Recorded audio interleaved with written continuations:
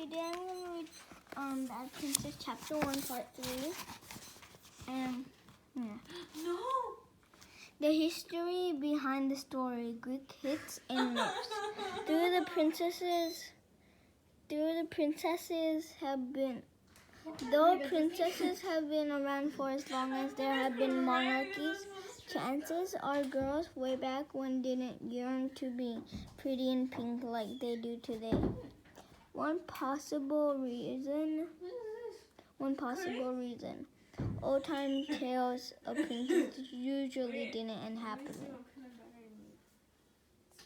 Ancient Greece seemed to specialize in hard-luck princess myths.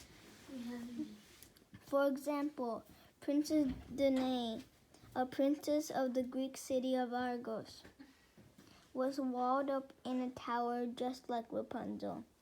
The reason, her father, King Acrisius, had been warned that Danae's future son would kill for Acrisius' throne.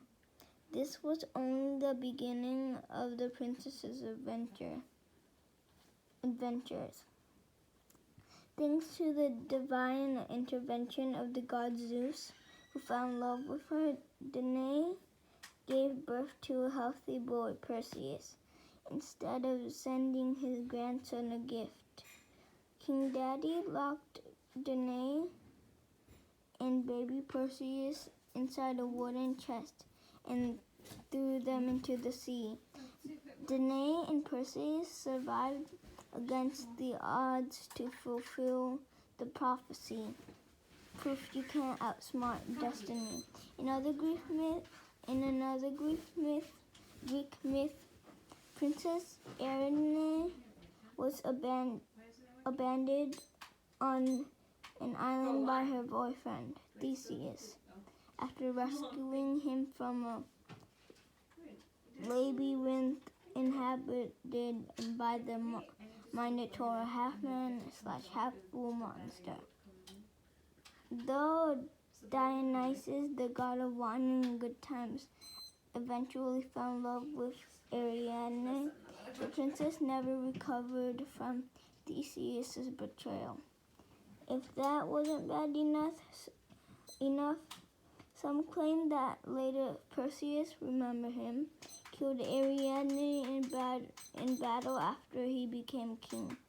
However, the poet Homer wrote that Artemis, goddess of the hunt, killed Ariadne with an arrow because the princess was too heartbroken to live without Theseus.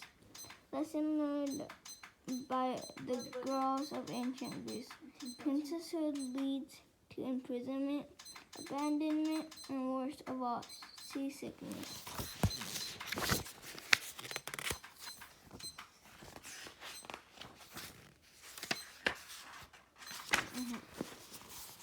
From here, it's easy to connect the dots.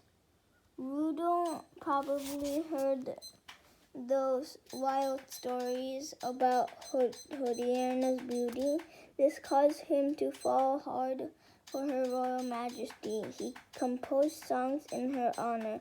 They included verses such as, "Distant are the castle and tower where she lies with her husband. My mind is over there near her." Some even claim he traveled to Tripoli to declare his devotion to his Princess Longtane, using the Crusades as his excuse.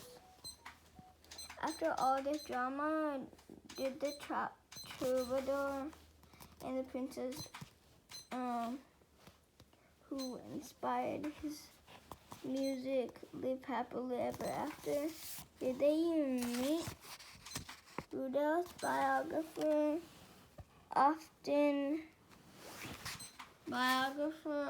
offers the story that they did meet. While Rudolph was breathing his last, you see, he'd fallen dangerously ill while traveling to the Holy Land. Though everyone thought Rudolph was a goner, This looks kind of cool. they brought his body to an inn and managed to collect Diana from her jealous husband. In a scene like something out of the Fault in Our Stars, Diana rushed to her never-before-seen troubadour admirer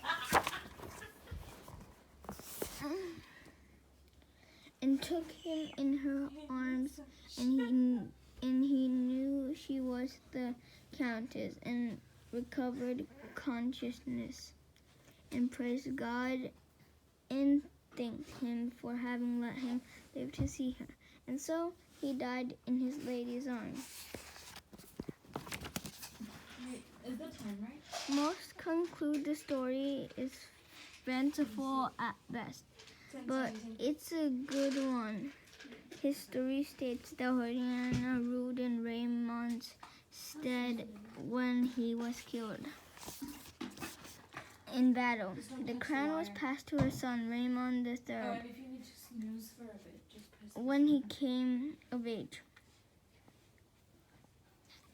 However, in the case of Joanne, Lady of Wales and Lady of Snowdon, 1191 to 1237, it turned out her husband was right. She was a bad princess. Joanne was the out-of-wedlock daughter of King John of England. Evidence suggests her mother might not have been blue-blooded, despite Joanne's uncertain status. Her father deplored her as he could any princess. He arranged for her to marry Llywelyn the Great of the neighboring kingdom of North Wales.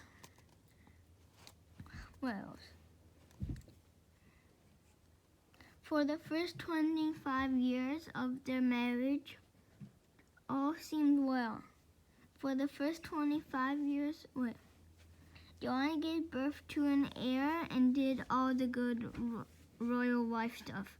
But then she did something unexpected. She fell in love with William the Browse the Younger, a nobleman. When the two of them were caught kissing in the Queen's chambers in 1230, their forbidden love was no longer a secret. It wasn't pretty. The court was shocked. Llewellyn was furious, yet his treatment of Joanne was far gentler than expected. Perhaps a quarter century of marriage meant something after all. Llewellyn had Joanne locked away in another part of the castle. William's fate was not nearly as kind. He was hanged to death.